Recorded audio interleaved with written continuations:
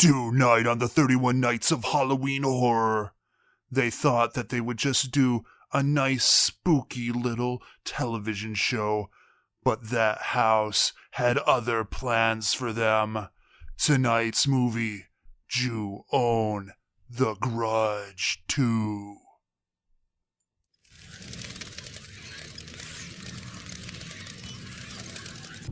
Hello everybody and welcome back to another episode of the 31 Nights of Halloween Horror!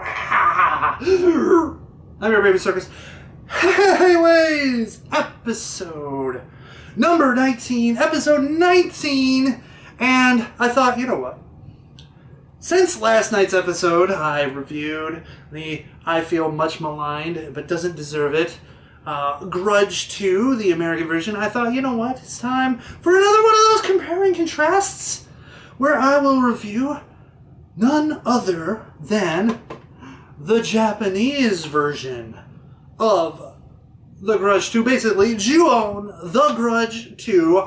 So, what is Ju-On, The Grudge 2 about? Well, it is about a television documentary show about spooky, scary things, getting a famous horror actress who is engaged to the love of her life and is also pregnant with their child, together along with some extras to visit the infamous Grudge house. And of course, because they go in, bad things happen.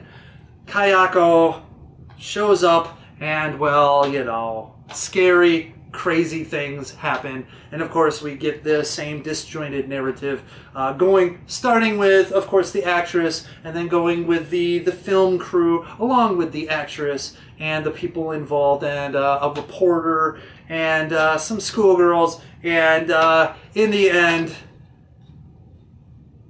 spooky, scary stuff. And kind of a weird thing at the end of this. Anyway, so let's get to those scores, shall we? Because it's hard to like tell you the narrative on this. Anyways, so let's get to those scores, shall we? Violence and Gore is a 1 out of 5. Like there's some blood in this movie.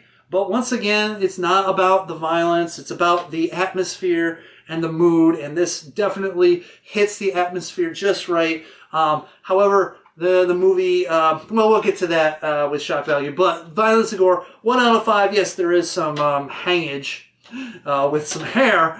But for the most part, very tame. 1 out of 5. Shock value, 4 out of 5. This is what these movies are for. It is jump scare palooza. And is creepy, eerie palooza, and it's shocking, especially toward the end with what's coming out. Anyways, but that is what this movie is about, is the atmosphere, and it does a great job.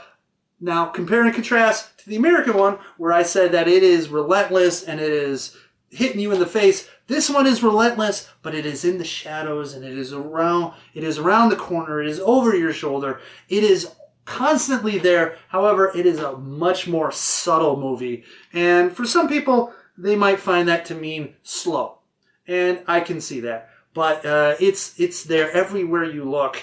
There could be, and there might be, and there is some ghostage happening in this movie. So 4 out of 5. The plot, I am giving it a 3 out of 5. Mainly some of the things that go on in this movie, especially the way they cut it, where they really jump forward and backwards in time, several moments in the same scene, really disjoints the movie in a way that takes you out of it in a little bit, that I think they tried to get a little bit too cute and creative. That's why I think maybe what happened in the American version of The Grudge is that they dialed that back a little bit, because it was a bit too much in the Japanese version. Too much. Now, these two narratives are definitely separate and are two different stories.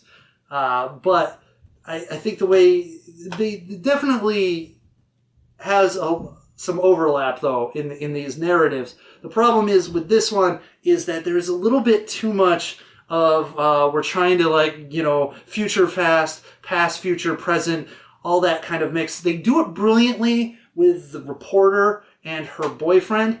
That was great, but then they just did it way too much, and it just kind of clouded the narrative and the movie a bit for me. So 3 out of 5 for plot. Acting, I'm giving it a 4 out of 5. I enjoyed everyone's performance in this movie, though. Like I said, it's hard sometimes for foreign language because you don't necessarily can get all the nuance and subtlety that you would get with language delivery when you're fluent in the language and understand what's being said.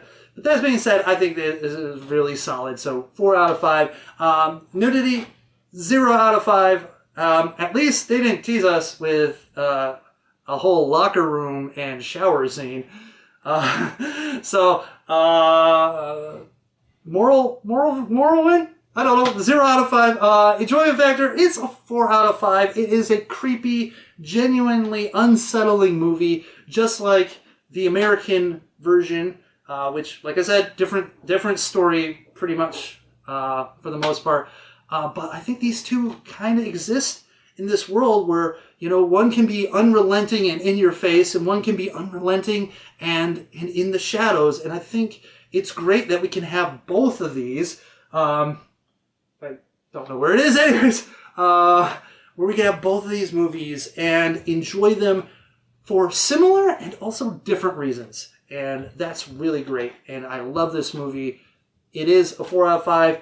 It definitely has a bit of a mess when it comes to the ending, and the plot then just becomes quite nonsensical. But for the most part, I really do dig it. So 4 out of 5. Overall impression is also a 4 out of 5. A very solid sequel. Not as good, of course, as the original Ju-On. I think that just the atmosphere in the original Japanese Ju-On is just probably one of the greatest accomplishments in horror cinema. Very hard to duplicate just what they did with that movie. But not bad follow-up. Ju-On, The Grudge 2. That averages out to a solid 2.9 out of 5. Just think how high it would have been if it had like a lot more gore. Anyways, so there you have it. Ju-On, The Grudge 2. Tell me what you think in the comment section below. Do you agree with me? Do you disagree with me?